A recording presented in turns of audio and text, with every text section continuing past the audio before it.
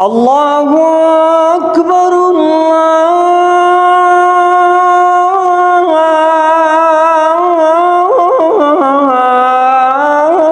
अल्लाहु अकबर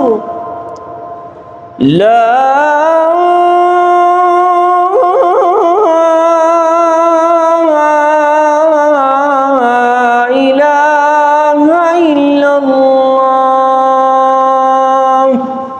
अस्सलामुअलैकुम दोस्तों, कैसे हैं? उम्मीद है खैरियत से होंगे।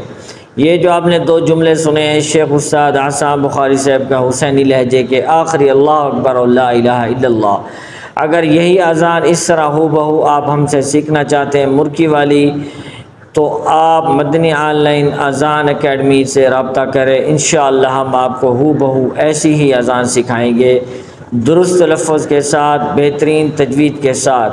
आइए हमसे रब्ता कीजिए और अपनी अज़ान को खूबसूरत बनाइए।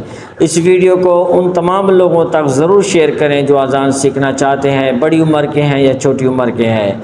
इस वीडियो को शेयर कर दें, लाइक कर दें और अच्छा सा हमें कमेंट कर दें। मिलेंगे इंशाअल्लाह कल एक नई वीडियो के साथ। अल्लाह हाफिज़।